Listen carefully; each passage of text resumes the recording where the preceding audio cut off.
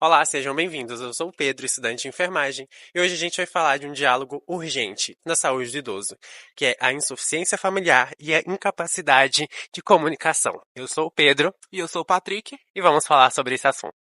E quando a gente fala de insuficiência familiar e incapacidade de comunicação, a gente não está falando apenas da ausência física ou a ausência total da comunicação ou da fala, mas sim do afastamento emocional que gera danos cognitivos, que gera depressão e que gera outros afastamentos sociais daquele idoso. No episódio de hoje a gente vai destrinchar essa temática com uma convidada maravilhosa, a dona Nelma. Ela é ex-professora da UFO e também faz parte da UNAI, a Universidade Amiga do Idoso. Oi, dona Nelma, eu sou o Pedro. Eu sou o Patrick. Hoje a gente está aqui para fazer algumas perguntas para a senhora de como é a sua experiência com a UNAI e também perguntar um pouco sobre você, sobre a sua família. E a gente gostaria de começar pedindo para a senhora se apresentar e falar um pouco das suas experiências. Bom, eu sou professora aposentada na educação básica e no ensino superior. Sou egresso da Universidade Federal de Uberlândia. Eu tenho a honra de pertencer a essa instituição. Eu estudei aqui, me formei aqui e construí a minha identidade profissional aqui também. E vendo vocês nessa luta, né, para se formarem numa instituição com as características de nossa Universidade Federal na cidade, eu fico muito orgulhosa e tenho a certeza de que vocês serão excelentes profissionais no mercado de trabalho tão carente, sobretudo nessa área. Nesse interim, eu fiquei doente, né, a partir desse evento horrível que a gente passou, e fiquei dependente de tratamento psiquiátrico, na psicologia, em terapia, por exemplo, de 7 anos. Foi um curso, eu me sentia vontade de procurar ajuda, mas fui, sabe? Fui muito bem acolhida, foi muito bom, mas eu já estava muito angustiada, querendo me livrar daquilo. Perdi minha única irmã durante esse processo, no início da Covid. Foi muito difícil. E um dia eu vi pela televisão algo sobre a UNAI. E era um convite. E me interessei porque a pessoa que estava convidando falou muito de um sabonete para fazer. Eu pensei, eu acho que eu quero aprender a fazer sabonete. Porque na minha vida toda era só livro, né? Leitura, leitura, leitura. Eu quero fazer alguma coisa, sabe, com as mãos. Eu pensei, vou buscar esse caminho. Procurei, sabe, encontrei. A primeira pessoa que me atendeu ao telefone foi a professora doutora Karina, que é a nossa coordenadora. Aí, ela fez a minha inscrição e eu estava numa situação que eu não conseguia me comunicar com o mundo digital. Até isso. Aí fui inscrita, me chamaram para participar de uma entrevista, enfim. Fui para fazer os testes, né, primeiros. Eu encontro com vocês a enfermagem com a professora doutora Juliana, sabe? Aí eu vi, né, pensar, a gente é aqui no lugar, sabe? Eu fui passando etapa por etapa, né? Consegui fazer todo o curso, aquela preparação, né, que vocês conhecem muito bem, né? No final de 2023, a gente conseguiu se formar, eu achei tão chique, sabe? Então foi assim, foi inédito para mim. E a UNAI me proporcionou isso. Aos poucos eu fui voltando à minha atividade normal durante o curso. Aí, né, as atividades, eu gosto de fazer tudo bem feito e participar, não deixar de estar presente ali e tal. Até TCC teve, viu? Nós apresentamos, eu apresentei o meu. Falei sobre ervas medicinais. Depois é outro ponto que a gente poderia voltar a falar. Então, e chegou o dia da formatura, e eu estava super feliz, mas estava, sabe? porque eu ia ser oradora da turma. Primeiramente, uma honra estar aqui com a senhora, conhecendo um pouco da sua história. E para a gente também começar a fazer algumas perguntinhas, a senhora, quais atividades que a senhora faz por aqui? Além da produção de festas e organizações, nós participamos da equipe canto coral. É uma atividade que eu gosto muito, trabalho com a voz, né? A comunicação, expressão oral, especial, sabe? Então, a gente tem a oportunidade de apresentarmos, né, algumas vezes em locais aqui de Uberlândia, que nos convidam, se apresentam. Eu faço também artesanato. Nós temos aqui toda segunda-feira bordado. Tive a oportunidade de ministrar uma oficina sobre bordado de vagonete. Aí eu trouxe minha primeira toalha bordada por mim lá aos 8 anos de idade, gente. 73, 8 anos de idade, sabe, elas fizeram. Foi um trabalho maravilhoso, sabe? Continuando agora a nossa entrevista, a gente até mudou de lugar, porque a gente teve um imprevisto bem pequenininho com questão de espaço, mas agora a gente vai continuar a entrevista com a dona Nelma. E a gente vai agora falar um pouco sobre convivência. A gente quer saber como que é a sua convivência com a sua família. Minha convivência em família é bem tranquila. Hoje estamos, meu marido e eu, em casa, porque nós temos uma única filha, Ana Elisa, fisioterapeuta, não mora mais em Uberlândia, é apaixonada também pelo que ela faz na área da saúde. Com o Daniel, que é o marido, a Amanda e o Rafael, que são os filhos, nossos netos. E para conservar essa união e sentir menos a distância, a gente conversa num café da manhã todo sábado online. Então, eles de lá e nós daqui. Entretanto, todos os dias ela tem que marcar ponto. Comigo e com o pai. E nós temos, assim, contato também com o colégio das crianças. A gente faz questão de manter um relacionamento lá através de pequenos hábitos. Por exemplo, o lanche das crianças, sabe? A gente tem contato com a telefonista, com a coordenação, para eles entenderem um pouco do que é essa relação família e escola. Mesmo os avós estando longe, eles podem muito bem participar da vida estudantil das crianças, né? Aqui em Uberlândia, a minha família, infelizmente, praticamente todos já se foram. Eu não tenho mais nenhum tio, nenhuma tia, pai, mãe, sogro, sogra, já estão lá me esperando. Que certamente a gente vai se reencontrar. A gente se encontra. E quem costuma estar com a senhora nesse momento que mais pede ajuda? Quando realmente tem uma dificuldade, você falou um pouco sobre esse contato com o seu marido. Fala um pouquinho mais sobre essa relação, como que vocês se ajudam no dia a dia? Meu marido e eu somos bem assim, organizados no sentido de desafogar, né, a rotina do outro. Então, o que eu sei que para ele é mais difícil ser conduzido, eu já me ofereço, eu já vou, faço da mesma forma ele. Nós estamos vivendo um momento atípico, porque ele não está bem de saúde, ele teve que se afastar do trabalho e ele está em casa. Então eu fico atenta, né?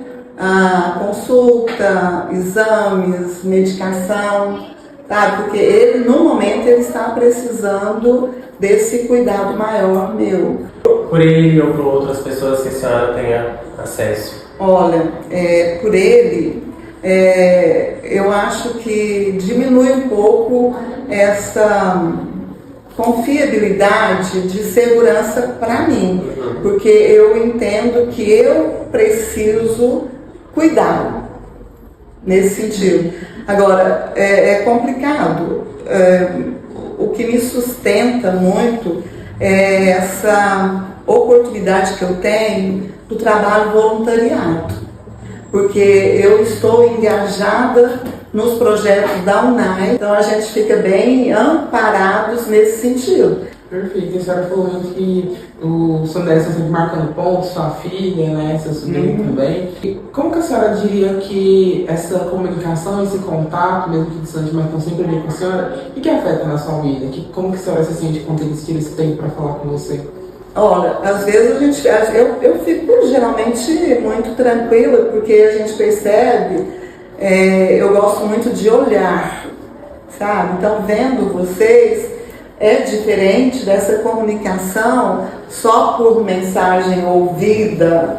Vocês são muito novinhos, sabe? Eu acredito que aqui ninguém tem 30 anos, então eu tenho uma experiência de mais de 40 anos, né? Quase 50 já, além de vocês, e a gente recebe respostas até pelo tom da voz, pela expressão facial, sabe? O comportamento, até a roupa que está usando.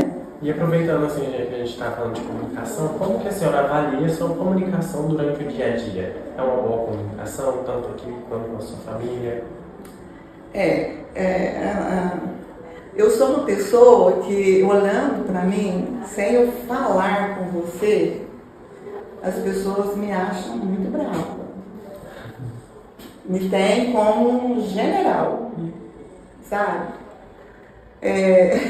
Mas depois, quebrado isso, eu não tenho problemas de comunicação. Eu tento me comunicar da forma mais serena possível, bem educada, sabe? Trazendo para esse momento princípios, não é?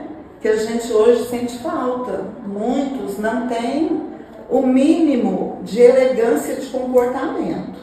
Claro que todos sabemos que nem sempre a gente faz uma comunicação simpática, porque às vezes você tem que se posicionar, né? Você tem que colocar a sua ideia, não é?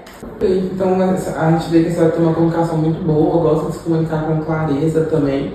E a gente também, voltando a essa questão de comunicação também com a família e apoio, como que a senhora acredita que o apoio familiar ela te ajuda nesse bem-estar?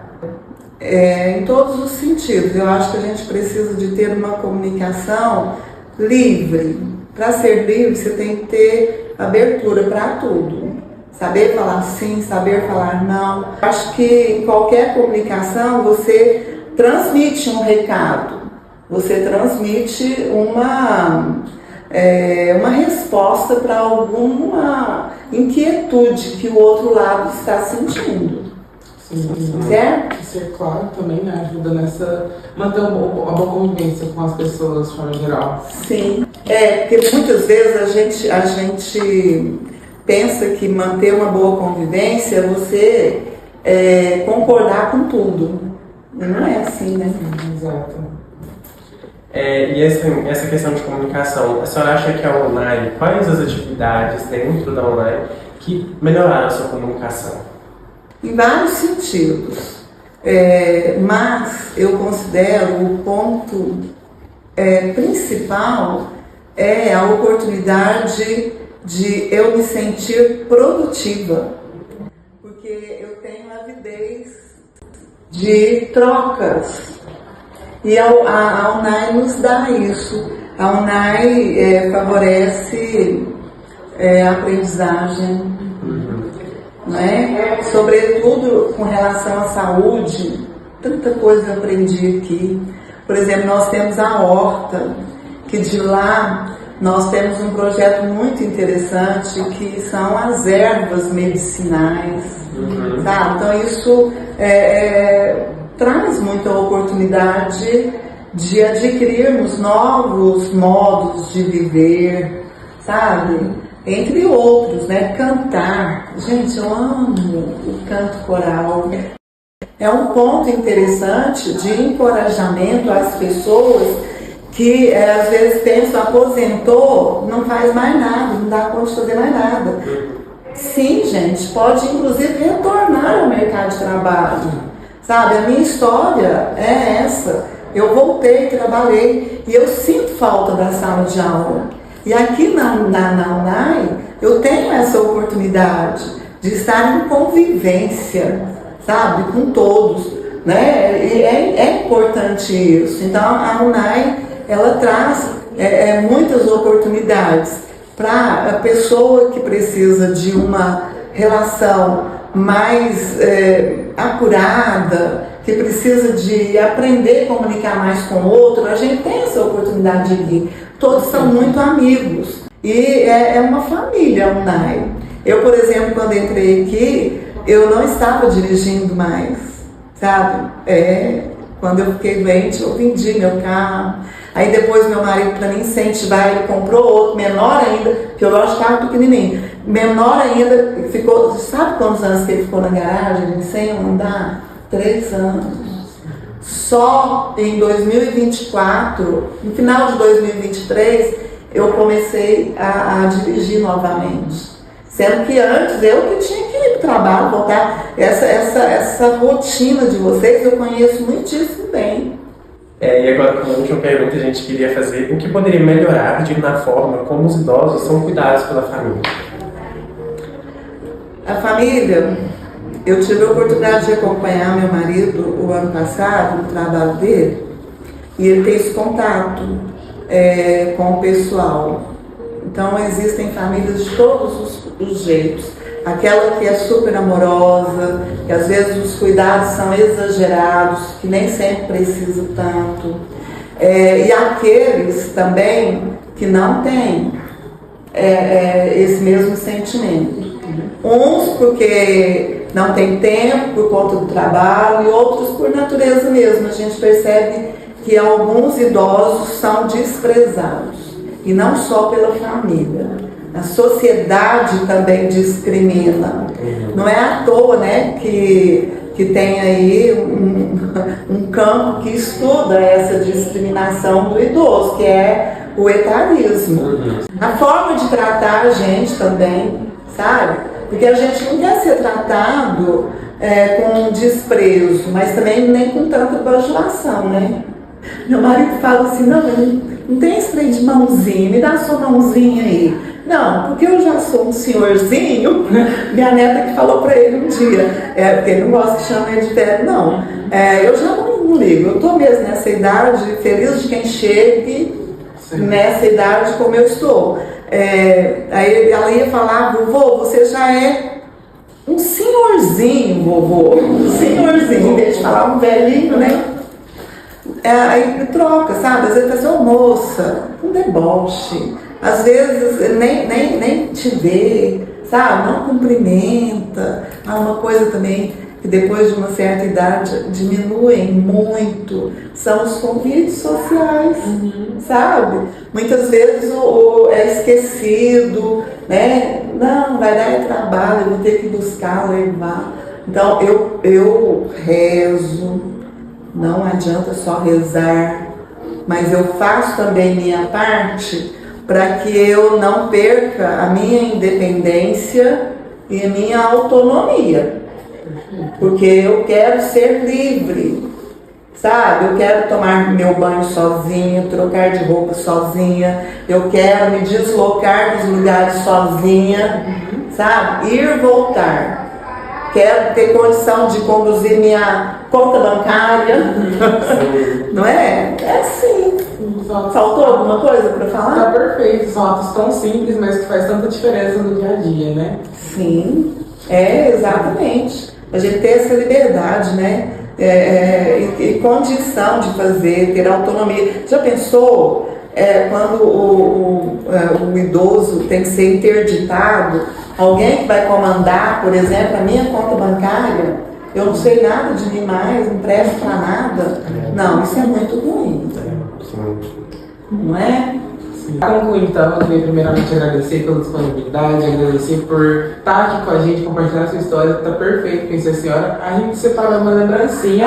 É simples, mas é de muito coração. Vocês sabem que eu adoro mimos. Gente, que delícia. Muito obrigada. Olha, muito obrigada, viu, equipe? Muito obrigada, fico muito feliz, honrada. eu sou um pouco vaidosa. Eu gosto desses convites, eu gosto ter a condição de participar da vida de pessoas que levam muito a sério o seu compromisso com a sociedade. Se vocês estão aqui na melhor universidade que tem, né, eu tenho certeza de que vocês querem cumprir o seu papel, sua missão, com muito comprometimento, dando às pessoas que estarão sob a responsabilidade de vocês condição de terem uma vida digna, mesmo que seja em pouco tempo, porque viver é isso, né? Viver com dignidade, com intensidade, todos os momentos da nossa vida. Eu sei que eu não vou viver mais quanto eu já vivi até hoje, porém, o meu objetivo é viver com qualidade e participar desse momento com vocês, além da qualidade, me traz um prazer muito grande, uma alegria indescritível, tá? Eu que agradeço a oportunidade. Eu sou feliz, né, gente? Porque, olha, que beleza, participar desse momento e ainda ganhando uma flor vermelha. Muito obrigada. Muito obrigada. Lindo.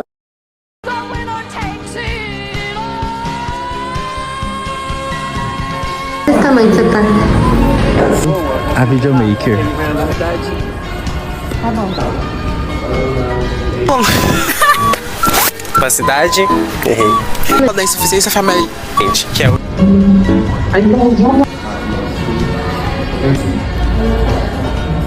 Ei, Nicole. Mas vai ser tudo no mesmo lugar?